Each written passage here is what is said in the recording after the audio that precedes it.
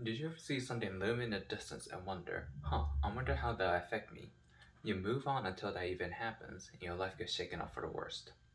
You're powerless at that moment, but then you realize there's people around you who did have the power to stop it, but chose to allow it to happen anyway. This situation is most prevalent amongst 16 and 17-year-olds when it comes to political matters. I'll be discussing the lack of representation this age group have in our political system and why they should be involved in voting. 16 to 17-year-olds makes up about 17% of the American population, a sizable chunk, and yet they have no say in the political matters, even when said matters can directly influence their lives. 16 and 17-year-olds play an equally large part in our society as their 18-year-old counterparts. Emma Smith, a 19-year-old advocate for this, was interviewed by the New York Times in their May 19, 2019 article, 16-year-olds Want to Vote, and 50 years ago so did 18-year-olds, and said, a lot of 16-year-olds are working and getting taxed. A lot of people focus on 18 as that's when you can join the military, but there's a lot of things happening at 16. When many of us turn 16, we start to integrate ourselves into society, whether it's getting a license or finding a job. These teens now have to share same responsibility as 18-year-olds, but adults as well.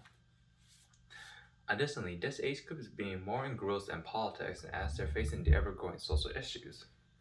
Emma Bowman and Janaki Mehta of NPR wrote on September 28, 2020 in their piece, Young activist pushes to lower voting age to be 16 as the logical next step for Gen Z, of major events that resulted in the generation becoming more involved in politics. Generation Z were newly motivated by recent mass shootings to vote for an effort to reform gun policies, and there have been a driving force in causes such as climate change, Black Lives Matter movement, and the LGBTQ rights. It's the high schoolers who has to live in fear of school shootings and exposed to the transparency of the ever-growing racial tension in our communities. And in between all of this, they're also trying to understand their sexuality and identity. So why shouldn't they have a voice in speaking out on these woes through voting? Lastly, it has been shown that allowing young people to vote has greatly increased voter turnout. The National Youth Rights Association provided some detail how significant increase there was on their website on October 11, 2018. On the page, Top 10 Reasons Why to Lower the Voting Age, the organization reported in 2013 when Tacoma Park, Maryland lowered its voting age to be 16, the registered voter under 18 had a turnout rate 4 times higher than voters over 18. The study that lowered the voting age was met with an instant increase in voter turnout, and which shows promising results that teens are wanting to be more involved in their communities. Young teens are just as involved in society, if not more enthusiastic than their 18-year-old counterparts, but are neglected by law set by adults. Even when these teens share the same responsibility as any adult, there are archaic reasons why they can't have a place on the voter registry.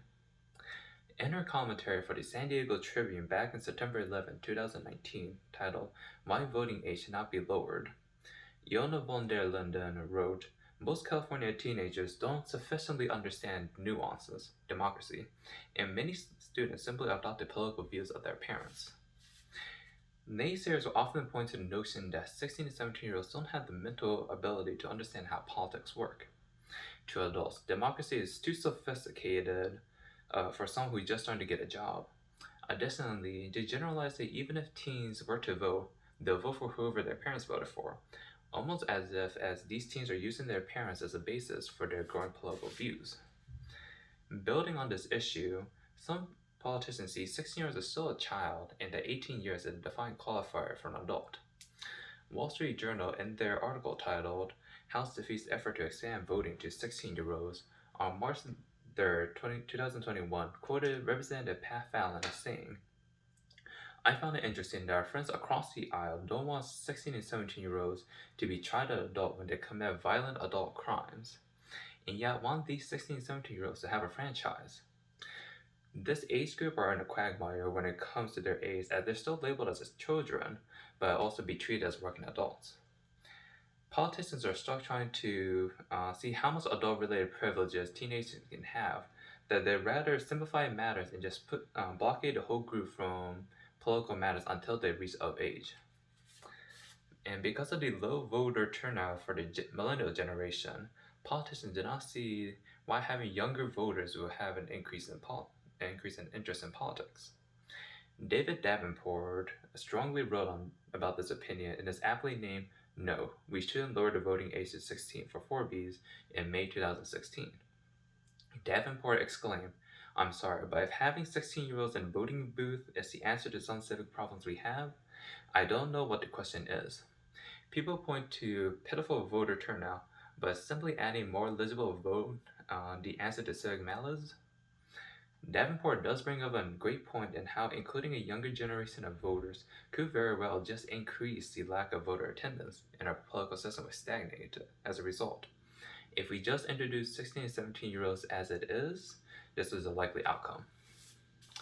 Major contributors to why young teens cannot vote are tied to age-old ideas on how we divide age groups.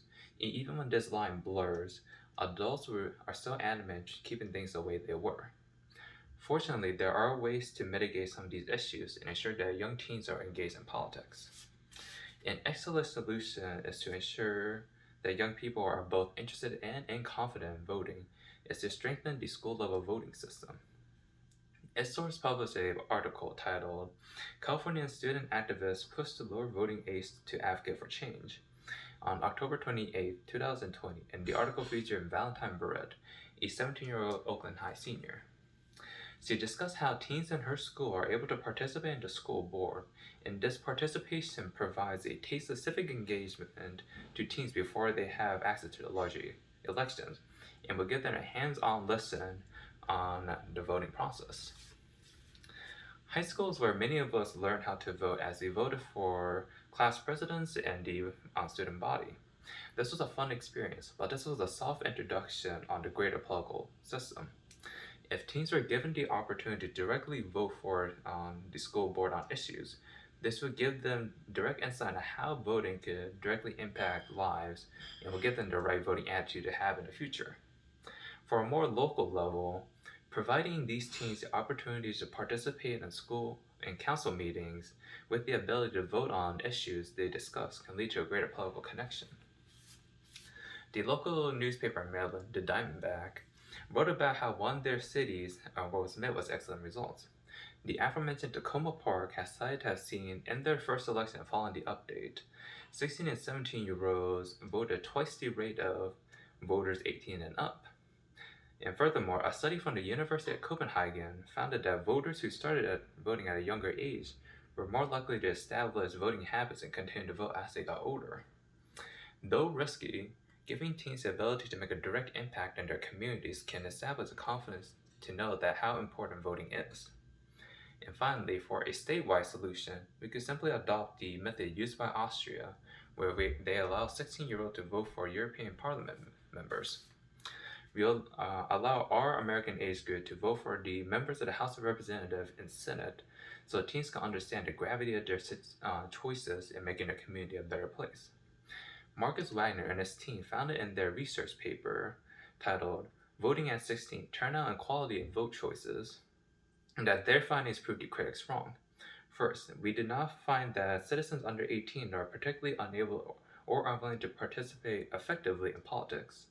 Second, while turnout amongst this group is relatively low, we found no evidence that this is driven by a lack of ability or motivation to participate. Finally, we did not find that vote choice of citizens under 18 reflect their preference less well than those of older voters do. We see in Austria how interested 16 and 17-year-olds are in voting, and when given a chance, will do their best in voting for people to improve their lives. The test case in Austria has proved that allowing young teens to vote does not damage the political system. If not, it could potentially strengthen and expand the power of the government and people. We saw how capable teens are in politics, and a guiding hand can only benefit their political attitudes, but archaic laws are preventing them from expressing their ideas. By gradually allowing teens to vote, not only can improve their voting retention and empathy, but also improve the attitude voting has as a whole. So next time it's voting season and you notice there's a law or policy that might impact the younger generation, help the group out to voice out their opinions and bring their votes to the booth. They should not be put on the wayside anymore, especially when they can be a pivotal force in pushing for more radical change in America.